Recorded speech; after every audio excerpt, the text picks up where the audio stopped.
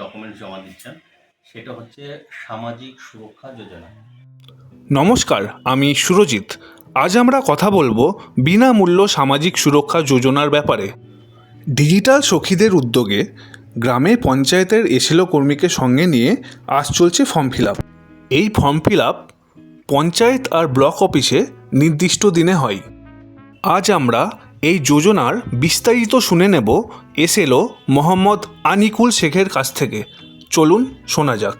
ক্যাম্পটি করছি বা আপনারা যে ডকুমেন্টস জমা দিচ্ছেন, সেটা হচ্ছে সামাজিক সুরক্ষা যোজনা। মাননীয় মুখ্যমন্ত্রী মমতা বন্দ্যোপাধ্যায়ের একটা স্বপ্নের প্রকল্প হচ্ছে সামাজিক সুরক্ষা যোজনা। 2017 সালে এই প্রকল্পটি উদ্বোধন হয়েছে।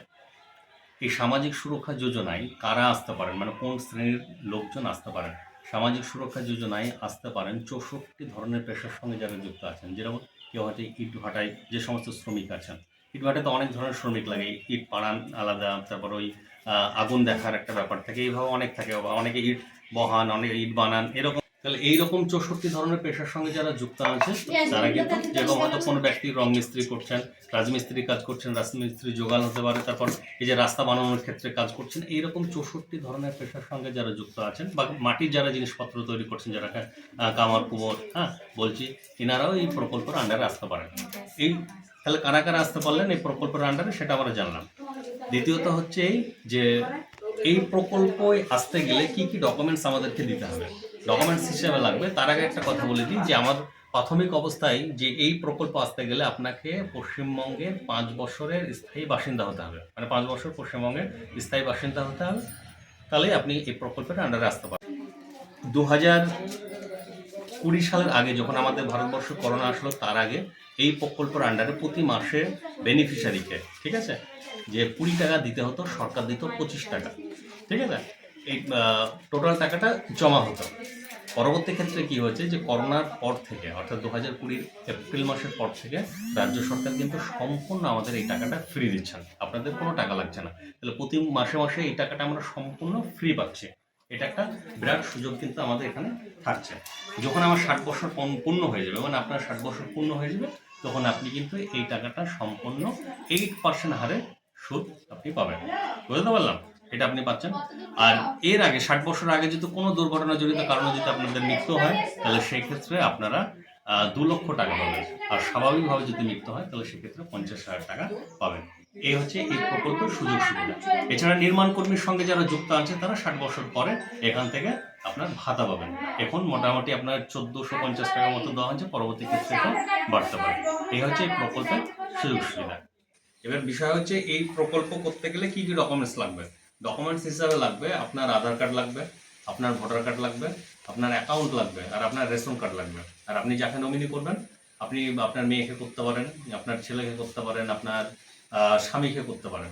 এনাদেরও সেম একই ডকুমেন্টস লাগবে। কি লাগবে? আধার কার্ড লাগবে, ভোটার কার্ড লাগবে, অ্যাকাউন্ট লাগবে, আর রেশন কার্ড লাগবে। আর আপনার 2 কপি ছবি লাগবে।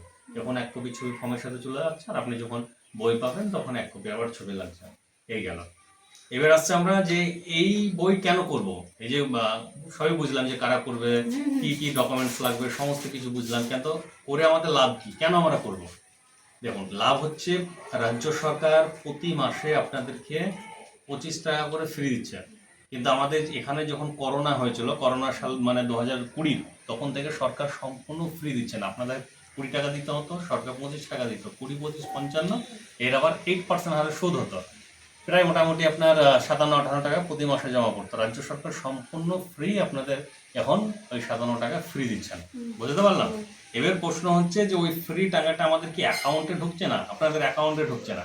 এই যে আপনি আজকে বই করতে দিলেন, আপনার 1 মাস বা 1.5 মাসের মধ্যে একটা বই হয়ে গেল, ওখানে একটা রেজিস্ট্রেশন আছে, ওই রেজিস্ট্রেশনের মধ্যে আপনার কিন্তু টাকা কি হচ্ছে, ঢুকছে। যারা কম্পিউটারে কাজ করছে, বিশেষ করে প্রত্যেক পঞ্চায়েতে এসএলও আছে, আমি যে এসএলও, ঠিক আছে, এই ডিপার্টমেন্টে কাজ করছি, ওই যে আপনার প্রতি মাসে টাকা জমা হলো, ওই টাকাটা ওই অ্যাকাউন্টে যে আপনার নাম্বার আছে, আপনার একটা বই দেখায়, দেখলে আপনারা বুঝতে পারবেন এখানে আছে যে একটা সত্যবাবু মন্ডল বলে একটা ভদ্র মহিলার হয়েছে, এরকম করে আপনাদের হবে, ঠিক আছে। এই যে রেজিস্ট্রেশন 11, 20, 38, 02, 81, 73, এটা হচ্ছে আপনার রেজিস্ট্রেশন, ঠিক আছে। এই রেজিস্ট্রেশন নাম্বারে আপনার টাকা কিন্তু জমছে, ঠিক আছে। সেটা আপনারা দেখতে পাচ্ছেন না, কিন্তু আপনাদের প্রমাণ হিসাবে কি থাকছে, এখানে আপনার একটা, এই যে ছবি নিচ্ছি ডবল, একটা ছবি এখানে থাকবে, এই যে প্রতি মাসে মাসে আপনার যে টাকা উঠছে তার প্রমাণ, ঠিক আছে, কে টাকা তোলাচ্ছে, তার সিগনেচার, তার কোড, কবে উঠছে, সমস্ত কিছু ডিটেলস, এটা যখন পূর্ণ হয়ে যাবে আবার আপনাকে পেজ দেওয়া হবে। এই করতে করতে 60 বছর হয়ে গেল, সমস্ত টাকাটা আপনার যোগ করে এবং 8% হবে সুদ, চক্রবৃদ্ধি বাড়তে বাড়তে বাড়তে আমাদের এখানে হিসাব আছে, কেউ যদি 18 বছরে করে, 60 বছরে যদি তার বন্ধ হয়, তাহলে টোটাল তাকে 42 বছর করতে হচ্ছে। 42 বছরে তার মোটামুটি এখন বর্তমানে 2.5 লক্ষ টাকা কিন্তু সে পাচ্ছে, এটা সম্পূর্ণ ফ্রি পেয়ে যাচ্ছে।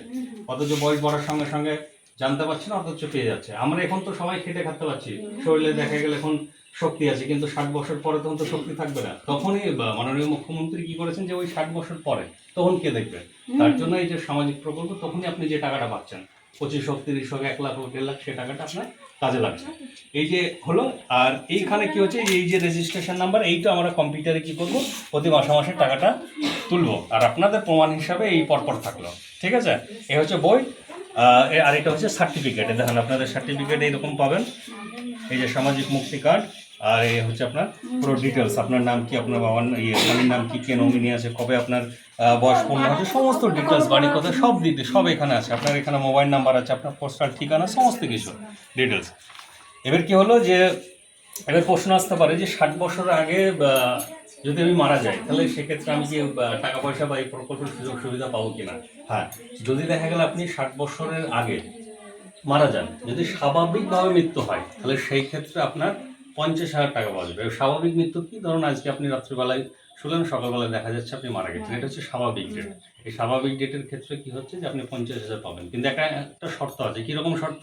একটা মেডিকেল রিপোর্ট লাগবে যে আপনি এই নাম, এই ব্যক্তি যে কোনো কারণ ছাড়াই তিনি মারা গেছেন, ওই একটা মেডিকেল সার্টিফিকেট কিন্তু আপনাকে নিতে হবে। আবার আপনার নমিনি যিনি আছেন তাদেরকে বলে নিতে হবে যে আমি মারা গেলে 60 বছর আগে কিছু হলো, ওই সার্টিফিকেটটা থাকলে আবার নতুন করে ফর্ম ফিল আপ করলে আপনার নমিনি যে আছেন, ধরুন আপনার ছেলে বা মেয়ে বা আপনার স্বামী, উনি কিন্তু টাকাটা পাবেন।